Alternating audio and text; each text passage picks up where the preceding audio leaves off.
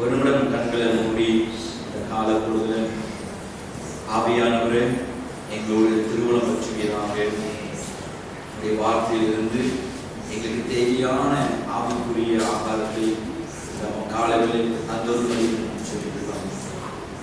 அதிகமாக நேசிக்கிற அன்பின் பரலோக பிதாவே, நல்ல கால நேரத்தில் மறுபடியும் ஒரு விஷயம் நாங்கள் இயேசு கிறிஸ்து நாமத்தில் உங்களுக்கு நன்றி செலுத்தி பரிசுத்த பலத்தோடு கூட அவர் உதவியோடு கூட இந்த வசனத்தின் வெளிச்சத்தில் கூட என்னை நடத்துவீராக.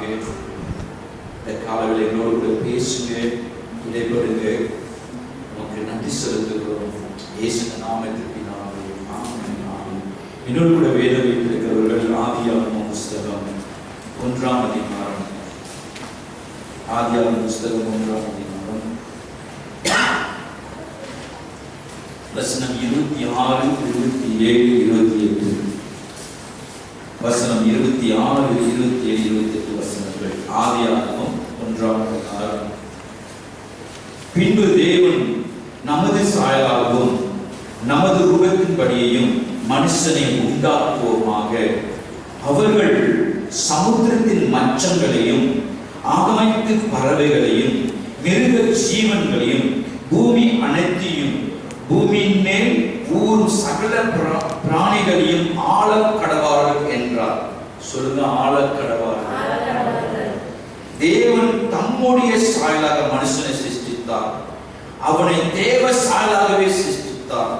ஆணும் பெண்ணுமாக அவரை சிருஷ்டித்தார். பின்பு தேவன் அவர்களை நோக்கி, நீங்க பழுகி பெருகி பூமியை நிரப்பி அதை கீழ்ப்படுத்தி சமுத்திரத்தின் மச்சங்களையும் ஆகாயத்தின் பறவைகளையும் பூமியின் மேல் நடமாடுகிற சகல ஜீவன்களையும் ஆண்டு கொள்ளுங்கள் என்று சொல்லி தேவன் அவரை ஆசீர்வதித்தார். இந்த 3 வசனத்தை வாசிக்கும் பொழுது மனுஷனை ஆண்டவர் எப்படி படைத்தார், எதற்காக படைத்தார், ஏன் படைத்தார், அந்த படைப்பின் நோக்கத்தை நாம் விளங்கிக் கொள்ள முடியும்.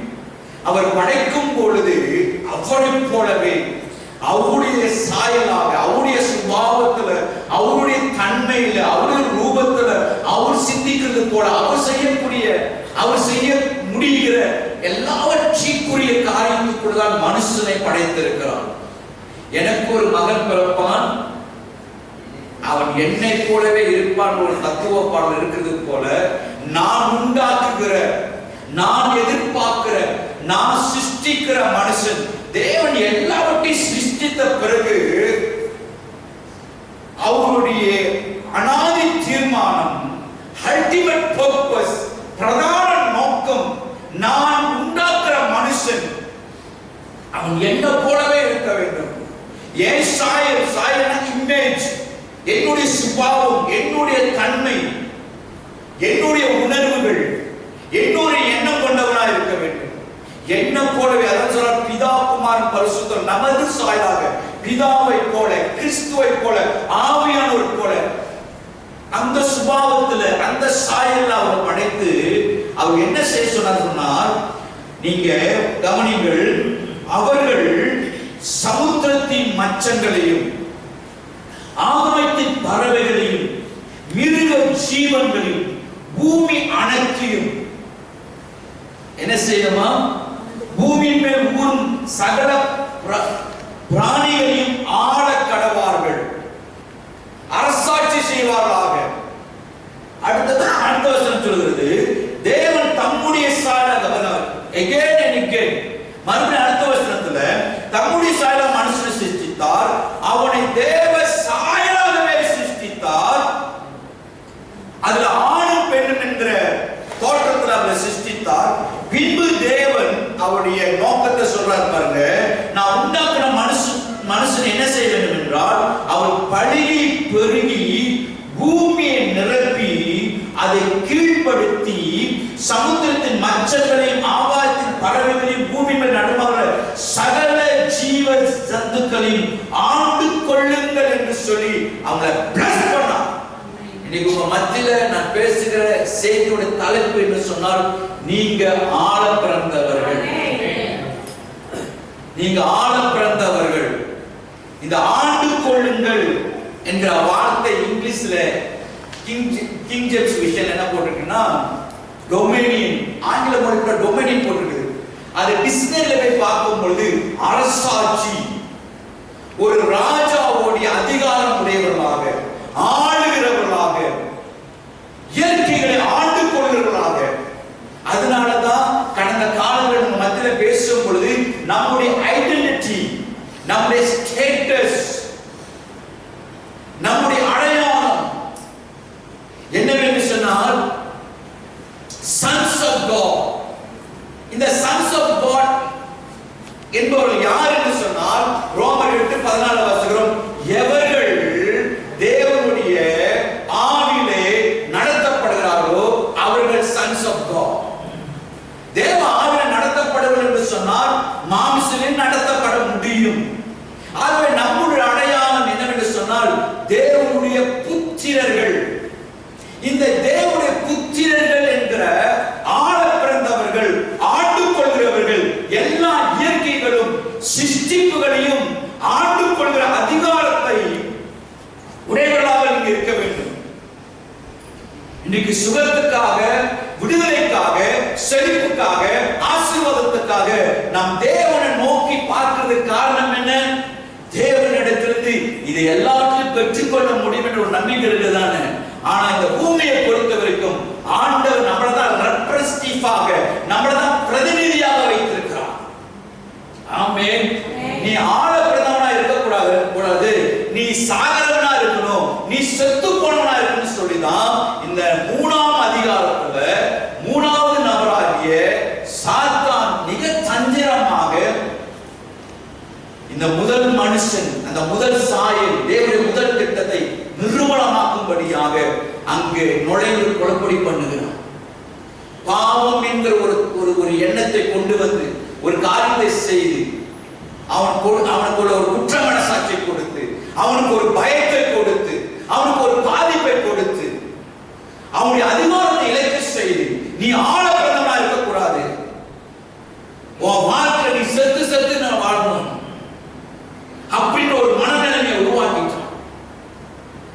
இன்னைக்கு நான் சொல்றேங்க, ரோமர் 8ஆம் அதிகாரத்துல போன வாரம் நான் சொன்னேன், சகல சிருஷ்டிப்புகளும் ஏகமாய் பிரசவ வேதனைப்பட்டு தவிச்சுக்கிட்டு இருக்கிறான். எதுக்கு தவிச்சுக்கிட்டு இருக்கிறான்?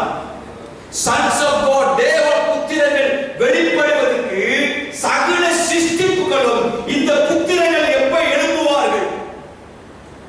இந்த sons of God, தேவ ஆவியை பெற்ற, தேவனால் நடத்தப்படுகிற இந்த சந்ததி எப்ப எழும்பும் சொல்லி எல்லா இயற்கைகளும், எல்லா மச்சங்களும், எல்லா ஜீவ ஜந்துகளும் இந்த sons of God-க்காக எதிர்பார்த்து காத்து கொண்டிருக்கிறது என்று சொல்லி ரோமர் 8ஆம் அதிகாரத்தை முழுவதையும் வாசித்து பார்ப்பீங்க சொன்னால், அதனாலதான் நம்ம ஆவிக்குரியவர்களாய் நடந்து கொள்ள வேண்டும் என்று சொல்லி பவுல் பேசுகிறார். ரோமர் 4ஆம் அதிகாரத்துல விசுவாசத்தினால் எப்படி நீதிமானாக முடியும் பேசுறாரு. ரோமர் 5ஆம் அதிகாரத்துல பாவம் எப்படி உலகத்துல பிரவேசிக்குன்னு சொல்றாரு. ரோமர் 6ஆம் அதிகாரத்துல பாவத்தை எப்படி ஜெயிக்குன்னு சொல்றாரு. ரோமர் 7ஆம் அதிகாரம் தன்னுடைய நிர்பந்தமான நிலையை பேசுறாரு. ரோமர் 8ஆம் அதிகாரத்துல இந்த நிர்பந்தமான நிலையை மாற்றுவதற்கு ஆவிக்குரியவர்களாய் நடந்து கொள்வதை பற்றி பேசுறாரு. So the sons of God எழும்பணும். நீங்கள் நானும் ஆள பிறந்தவர்கள். அதான் கடந்த வாரம் மத்தியில பேசும் பொழுது ஏசியா 2ஆம் அதிகாரம், மீகா 4ஆம் அதிகாரத்துல மத்தியில பேசினேன். கடைசி கால ஆலயம், ஆலயமாகிய பர்வதம், பர்வதமாகிய கொடிமுடியில ஸ்தாபிக்கப்படும். அப்பொழுது சகல ஜனங்களும் அதற்குள்ள ஓடி வருவார்கள். பட்டயம் அறிவாளாக, ஈட்டிகள் மண்வெட்டிகளாக யுத்தங்களை ஓயப்பட்டு வாருங்கள், கர்த்தருடைய வெளிச்சத்தில் நடப்போம் என்று மீகா தீர்க்கதரிசியும் அதே வசனத்தை ஏசியா தீர்க்கதரிசியும் அழைப்பு கொடுக்கிறார்கள். கடைசி கால ஆலயம், அது எந்த ஆலயத்தை குறிக்குது என்று சொன்னால், சாலமன் கையினால் கட்டப்பட்ட ஆலயம் இடிக்கப்பட்டு பின்பு ஆகாய தீர்க்கதரிசில அந்த ஆலயத்தை கட்டி மகிமை வெளிப்படுத்தும் என்று சொல்லப்பட்ட ஆலயத்தை சொல்லுது.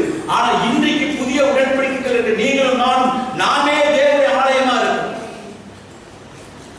நம்முடைய ஆவிக்குரிய ஜீவியம், நம்முடைய ஜெப வாழ்க்கை, பரிசுத்த வாழ்க்கை, வேத வாசிப்பு, தேவனோடு இருக்க உறவுல நாம் உயர்ந்திருக்க பொழுது நோக்கி பார்க்கிறவர்களாக தான் மத்திய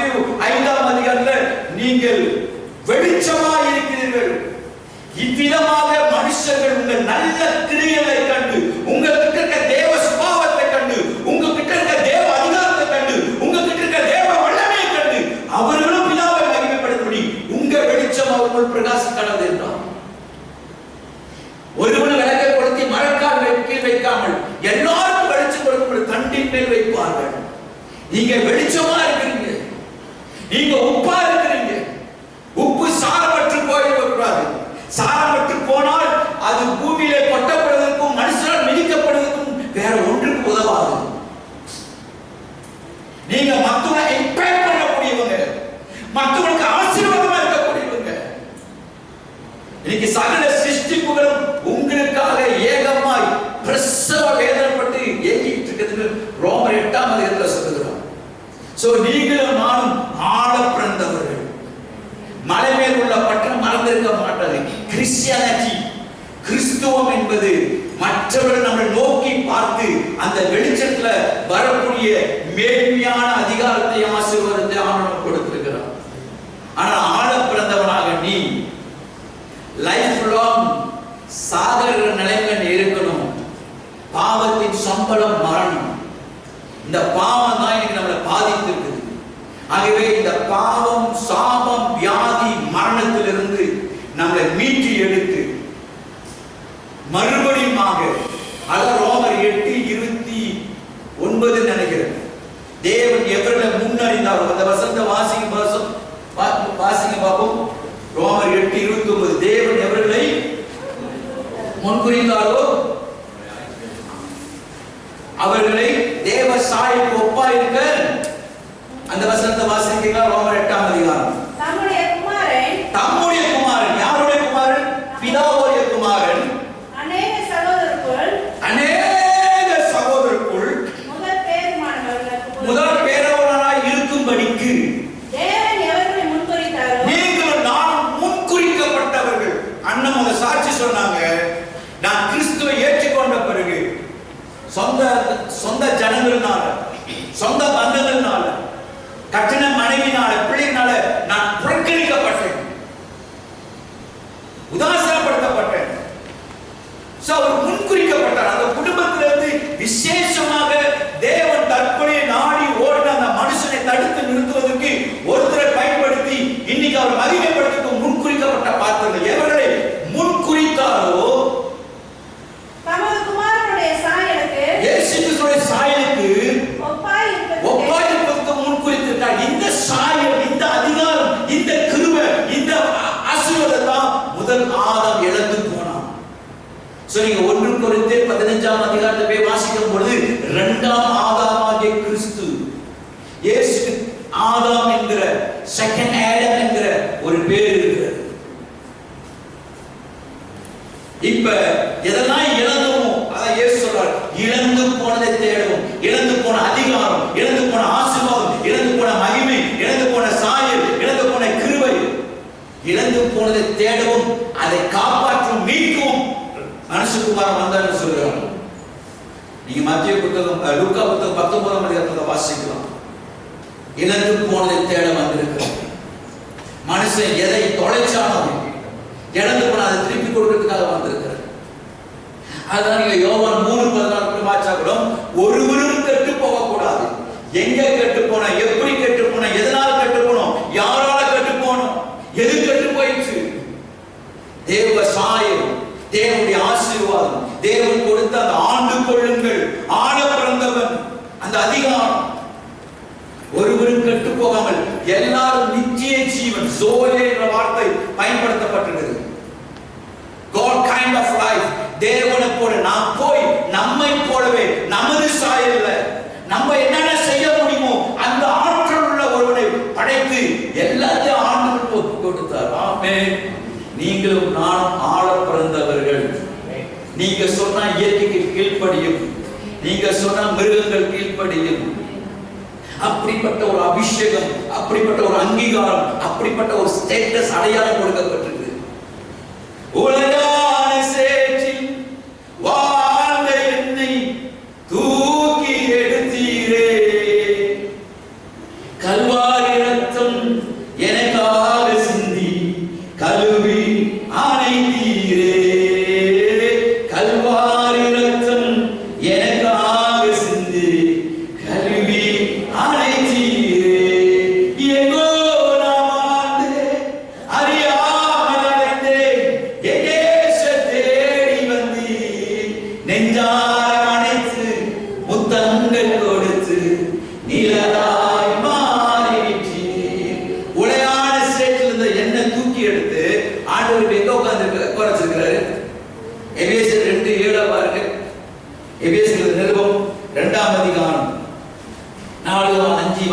பாருங்க. தேவனோ இரக்கத்தில் ஐஸ்வர்யம் உள்ளவராய் நம்மில் அன்பு கூர்ந்தார். தம்முடைய மிகுந்த அன்பினால் தேவன் இரக்கத்தில் பணக்காரராக இருக்கிறார். ஐஸ்வர்யம் உள்ளவராய் நம்மில் அன்பு கூர்ந்து தம்முடைய மிகுந்த அன்பு, unconditional love. You can't measure the love of God. சுயநலமில்லாத அன்பு, எதிர்பார்க்காத ஒரு அன்பு, அன்பாகவே இருக்கிறார். அதான் மிகுந்த அன்பினாலே அக்கிரமங்களினாலும் மரித்திருந்த நம்மை கிறிஸ்துவோடு இணைத்து அவரோடு உயிர்ப்பித்து கிருபையினாலே ரட்சிக்கப்பட்டோம். 7வது வசனத்தை பாருங்க, 6-7 வாசிக்கிறேன். கிறிஸ்து இயேசுவுக்குள், ஆதாமுக்குள் அல்ல, ஆதாமுக்குள்ள பாவம், பாவத்தின் சம்பளம் மரணம். ஆதாமுக்குள்ள பாவம், சாபம், வியாதி, மரணம். அவன் நம்ம கொடுத்துட்டு போனது அதுதான், வச்சுட்டு போனது.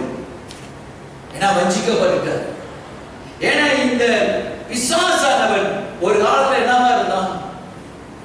Lucifer is a worshipper.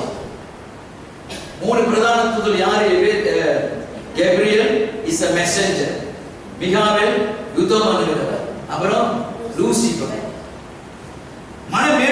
மேட்டிமையாகி அவன் விழுந்து போனான். அவன்கிட்ட என்ன இருக்குன்னா கீழ்ப்படியாத ஒரு சுபாவம், மீறுகிற சுபாவம். அவனோட சுபாவத்தை ஆதாமுல நீனும் மீறு. ஏன்னா அவன் விழுந்து போனவன். நீ விழுந்து போன வாழ்க்கை கடை, நீ எழுதிக்க கூடாது. நீ ஆள பிறந்தவன் இல்ல, நீ சாக பிறந்தவன். அவனால வந்தது சாவு தான், இயேசுனால வந்தது என்னது? ஜீவன். இங்க சாவு. நீங்க சாவை எவ்வளவு உறுதியா விசுவாசிக்கிறீங்களோ இல்லையோ எனக்கு தெரியாது, ஆனா ஜீவனை விசுவாசிக்க. என்னை விசுவாசிக்கிறவன் மரித்தாலும் வாழ்வான், உயிரோடு விசுவாசிக்கிறவனும் வாழ்வான். அவர் ஜீவனை கொடுக்க வந்தார், வாழ்க்கையை கொடுக்க வந்தார். மரணமா உங்களை கண்டு பயப்படுறதா? மரணத்தை கண்டு நீங்க பயப்படக்கூடாது. பயம் தான் உங்களை கண்டு பயப்படுறத, பயத்தை கண்டு நீங்க பயப்படக்கூடாது. பயத்துக்கு உங்களை கண்ட பயம், ஆனா நீங்க பயத்தை கண்டு பயந்துட்டீங்க. மேட்ச். பயம் என்கிற இந்த டேர்ம், இந்த வேர்ட்ஸ், இந்த வார்த்தை, இந்த எங்கதமாவது எப்போ ஆதாம் பாவம் செய்தானோ ஒரு பதட்டம் வந்தானோ, ஒரு பயம் வந்து போய் பதுக்கிக்கிட்டாரு. இப்ப பாசம் நோக்கி கூப்பிடுது. அப்பாவுடைய பாசம் எங்கப்பா இருக்கிற? பூமி இங்க உலாவி பார்க்கக்கூடிய கண்களுக்கு தெரியாத ஆதாம் எங்க இருக்கிறாரு? என்ன செஞ்சாரு? நிலைமையை சொல்லு, சூழ்நிலையை சொல்லு. I still love you. நீ என்கிட்ட வர முடியாது, உண்மைதான். அது உன்னுடைய மனநிலைமை. என்னோட மனநிலைமை அப்படி இல்லை. நான் எப்படி இருந்தாலும் சரி, உன் மேல நாற்றம் அடைஞ்சாலும் சரி, உன் மேல வியாதி இருந்தாலும் சரி, நீ எவ்வளவு தாழ்ந்திருந்தாலும் சரி, நான் உன்கிட்ட வர முடியும். யார் சொன்னா நீ நிறுவனமா இருக்கிறன்னு? எப்பயுமே அவர் உயிர்ப்பிக்கிறவர். எல்லாரும் அந்த ஜீவனை அடையும். நல்ல விலகி கொள்ளுங்க. நம்மளை சுற்றி இந்த வருஷம் மட்டும் இல்லைங்க, அடுத்த வருஷத்துலயும் நம்ம பிரச்சனை சந்திக்க தான் போறோம், சூழ்நிலை சந்திக்க. முதல் நீங்க யாரும் அடையாளம் தெரியலன்னா உலகம் நீங்க யாரும் தெரிஞ்சு கொள்ள முடியும். கிறிஸ்துவுக்காக, கிறிஸ்துவோடு, கிறிஸ்துக்குள்ள வாழ ஆரம்பிங்க. கிறிஸ்துவாக, கிறிஸ்துவோடு, கிறிஸ்துக்குள்ள வாழுங்க. என்ன சொல்லப்பட்டிருக்குது? கிறிஸ்து இயேசுக்குள் அவர் தான் நம்மிடத்தில் வைத்த தயவினாலே அவருடைய கிருபையின் மகா மேன்மையான ஆசீர்வாதத்தை, அந்த கிருபைக்குள் இருக்கிற அந்த மகா மேன்மையான அந்த செழிப்பை, அந்த ப்ராஸ்பரிட்டி, அந்த ஐஸ்வர்யத்தை வருங்கால விளங்க செய்வதற்காக கிறிஸ்து இயேசுவை நம்ம அவரோடு கூட எழுப்பி எங்க உட்கார்ந்திருக்கிறாரா? உன்னதத்தில் அவரோடு கூட இருக்கிறார். பிசிக்கலா நீங்க இங்கதான் இருக்கிறீங்க, ஸ்பிரிச்சுவலாக நம்ம இயேசு இருக்கிற இடத்துல, அந்த அதிகாரத்துல, அந்த உன்னதங்களை உங்களில் எண்ணி உட்கார வைத்திருக்கார். ஒரு ஆமென். ஆமென். அதனால்தான் சொல்றாரு லூக்கா சுவிசேஷத்துல எடுத்து வாசித்து பாருங்க பாப்போம். லூக்கா சுவிசேஷம் 10ஆம் அதிகாரமா, பிசாசுகளையும் சர்ப்பங்களை மிதிக்கும், சர்ப்பங்களை தேடும் மிதிக்கும் பிசாசுகளை, லூக்கா 10ஆம் அதிகாரம் 19ஆம் வசனம். இதோ சர்ப்பங்களையும் தேள்களையும் மிதிக்கும். ஆமென். சத்துருடைய சகல வடனை மேற்கொள்ளும் உங்களுக்கு அதிகாரம் கொடுக்கிறேன், ஒன்றும் உங்களை சேதப்படுத்தாது. இதான் உங்களுக்கு கொடுக்கப்பட்ட அத்தாரிட்டி. மத்தேயு 10:1 வாசிங்க பார்ப்போம். மத்தேயு 10ஆம் அதிகாரம் முதல் வசனம். இவைகளுக்கு பின்பு கர்த்தர் வேறொரு பேரை நியமித்து, அப்பொழுது 10:1 அப்பொழுது அவர் தம்முடைய 12 சீஷரை நம்மிடத்தில் வரவழைத்து, எல்லாரும் வாசிங்க, அசுத்த ஆவிகளை வரவேற்கவும். அசுத்த ஆவிகளை என்ன செய்யணுமா? பிசாசு புடிச்சிட்டா யாரை கூப்பிடணும்? பூசாரியை கூப்பிடக்கூடாது, ஆசாரனை கூப்பிடக்கூடாது. இது பாஸ்டருக்கு கொடுக்கப்பட்ட அதிகாரம் கிடையாது. வரம் பெற்ற ஊழியக்காரர்கள், மற்றவங்க என்னது? இங்க 12 பேர் கொடுத்தாங்கன்னா அவங்க தான் அப்போஸ்தலர்கள். அப்படி கிடையாது. நம்ம எல்லாருமே தேவனுடைய பிள்ளைகள் என்கிற அதிகாரத்தை கொண்டிருக்கிறோம். யோவான் 1:12 அவர் நாமத்திலே விசுவாசம் கொண்டு அவரை ஏற்றுக்கொண்ட எத்தனை பேரோ அத்தனை பேர் தேவனுடைய பிள்ளைகள் என்கிற அதிகாரம். உங்க அதிகாரத்தை வழங்கிக் கொள்ளுங்க. இன்னைக்கு எல்லாமே நம்முடைய பிரைம் மினிஸ்டர் என்ன சொல்வாரு? அடுத்த பட்ஜெட்டுக்கு பிரைம் மினிஸ்டர் வாயிலிருந்து என்ன வார்த்தை வரும்? இந்த ராஜா என்ன சொல்வாரு? நீங்க எல்லாம் ராஜரீகமான ஆசாரிய கூட்டம். ஆமென் சொல்லிடாதீங்க, அது தப்பான வார்த்தையா? ஆமென் அப்படியே ஆகட்டும்.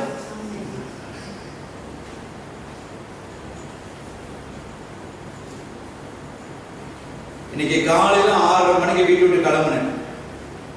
நீலால ஒரு டோல், அங்க போலீஸ்காரர் நின்றுட்டு இருந்தாங்க. ஜாலாண்டூத்தால போலீஸ்காரர் நின்றுட்டு இருந்தாங்க. எல்லாரும் நின்னாங்க. ஆனா எனக்குள்ள ஒரு பெரிய தைரியம். என்ன தைரியம் நினைக்கிறீங்க?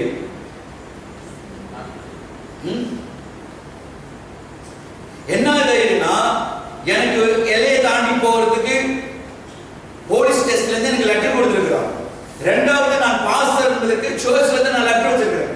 மூணாவது, நான் பாஸ்டர் என்பதற்கு இன்னொரு ஒரு ஏஆர்சில இருந்து ஒரு கார்டு எனக்கு இருக்குது. So I am the pastor. நான் ஒரு ஊழியக்காரன். எனக்கு எல்லா எவிடன்ஸும் ப்ராப்பரா இருக்கு, எல்லா லெட்டரும் ப்ராப்பரா இருக்குது. நீங்க என்ன ஸ்டாப் பண்ண முடியாது.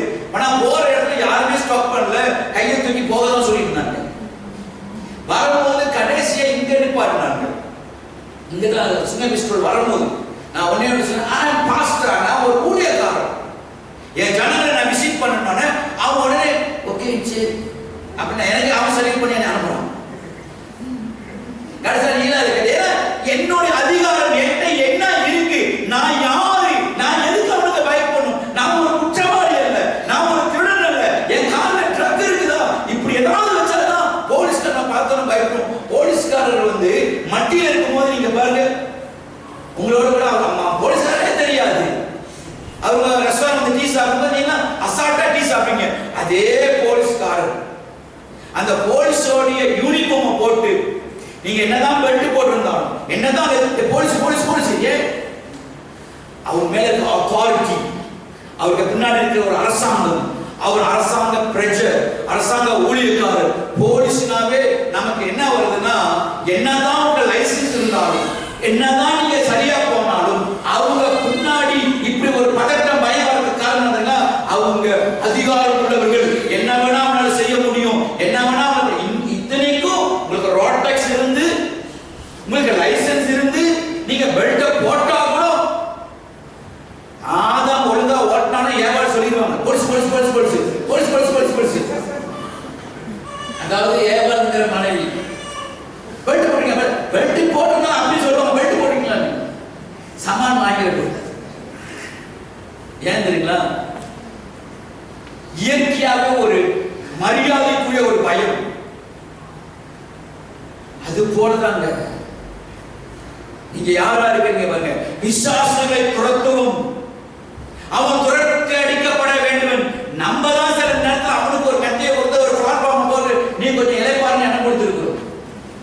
கிறிஸ்தவ கிறிஸ்தவர்களுக்கு பிசாசு பிடிக்குமா?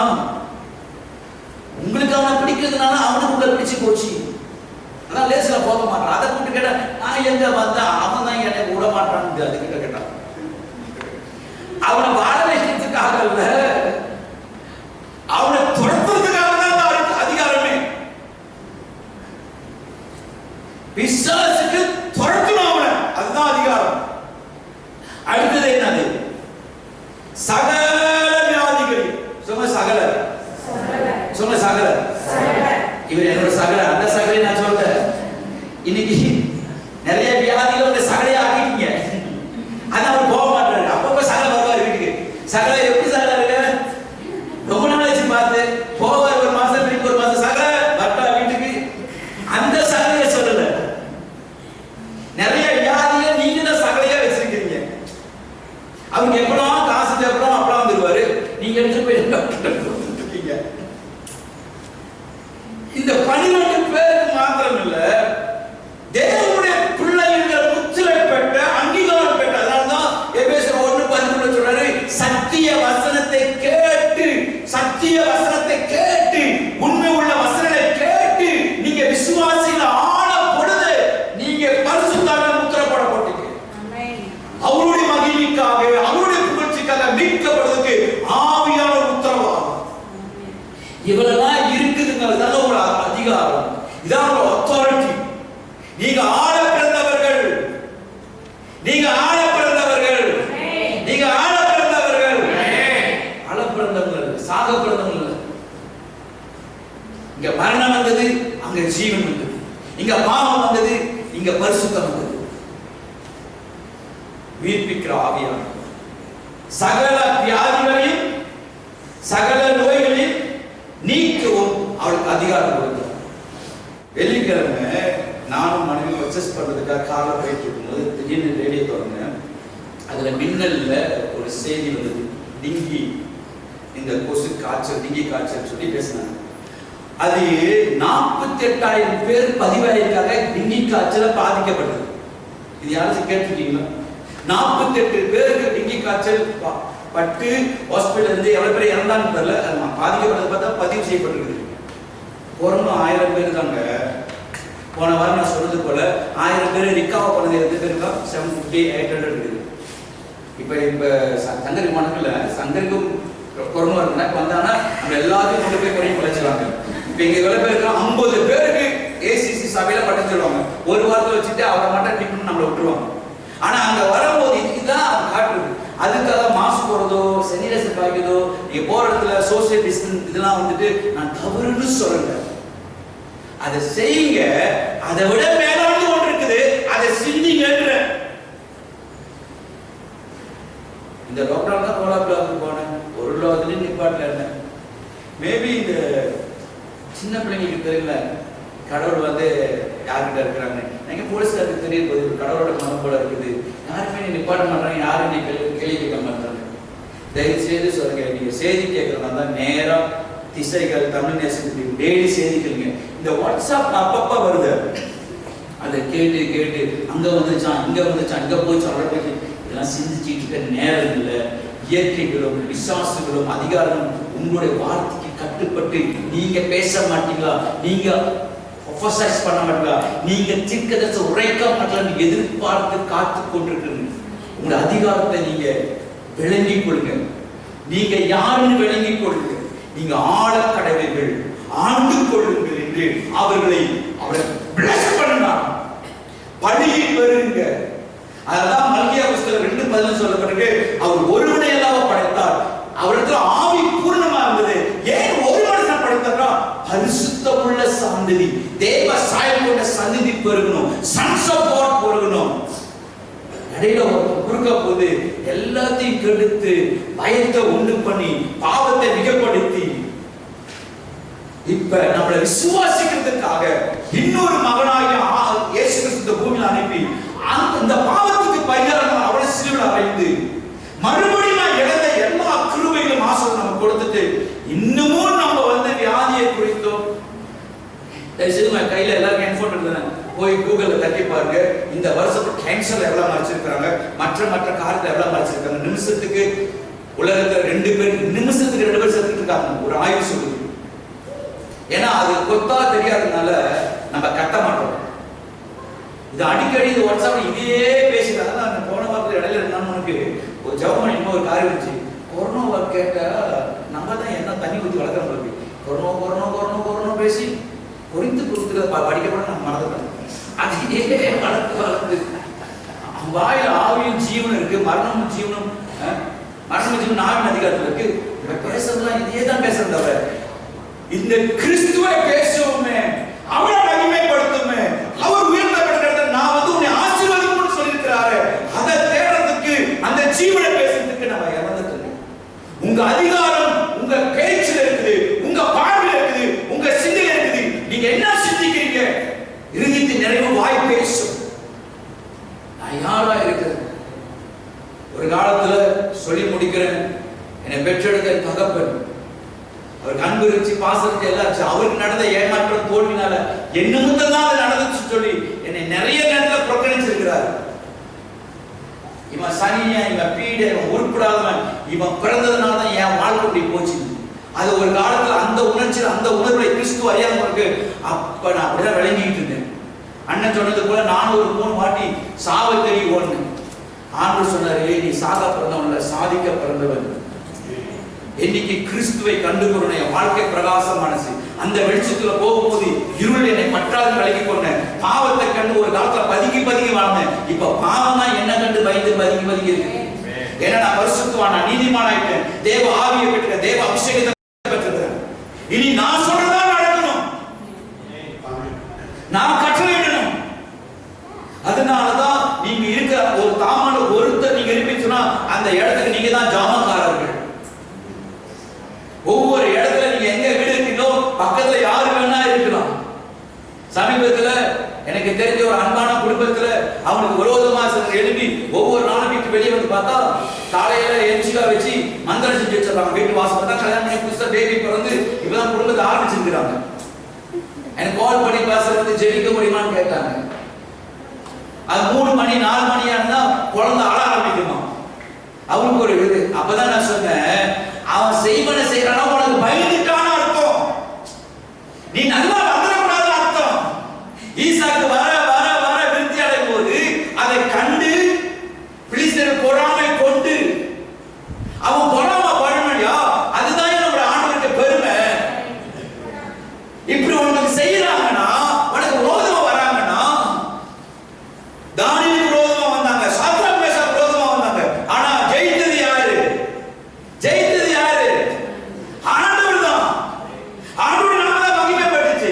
இவங்க அப்படி செய்யறாங்கன்னா உங்களுக்கு பயப்படுறாங்கன்னு அர்த்தம். இப்பதான் கணவன் மனைவி 2 பேர் சேர்ந்து ஊக்கமா மத்தேயு 18:18 சொல்லுங்க பாப்போம்.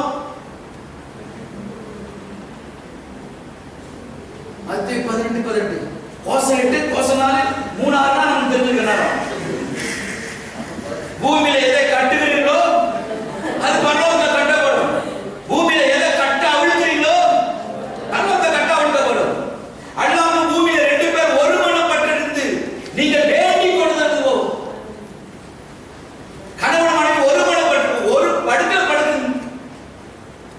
படுக்கிறது முக்கியம் இல்ல, ஒரு கால போறது முக்கியம் இல்ல, ஒரு டேபிள் உட்கார்ந்து ஒண்ணா சாப்பிட முக்கியம் இல்ல, மனசுல ஒண்ணா இருக்கிறோமா.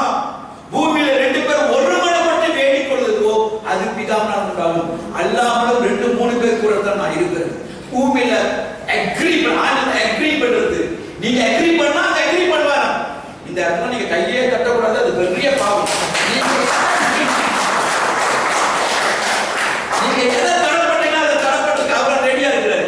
இப்ப அக்ரி பண்ணலாமா என்றதுதான் எனக்கு பிரச்சனை. யாரு எப்படி போனா எனக்கு என்ன பிரதர், எனக்கு ஒரு வீடு இருக்குது, அழகான மனைவி இருக்கு, அன்பான குழந்தை இருக்குது, லைஃப் ஜாலியா போயிட்டு இருக்குது. என் வீட்டுக்கு வராத வரைக்கும் ஓகே, வந்தா பார்த்துக்கும். அப்படி இல்லைங்க. அவருடைய சாயலாக, அவருடைய குணத்துப்படி, அவரை போல படைக்கப்பட்ட தாங்க ஆழக்கடல்கள் ஆண்டு கொள்ளுங்க. நான் உங்களை பிளஸ் பண்ணணும். அதான் மறுபடியும் ஆதாம் இழந்ததுதான் நமக்கு கொடுக்கிறதுக்காக இதை அவர் அனுப்பி எல்லாத்தையும் நீங்க செய்ய முடியும் அதிகாரத்தை கொடுத்திருக்காங்க. ஆமென். ஹல்லேலூயா. காலவேளை கர்த்தர் ஆசீர்வதிப்பார்.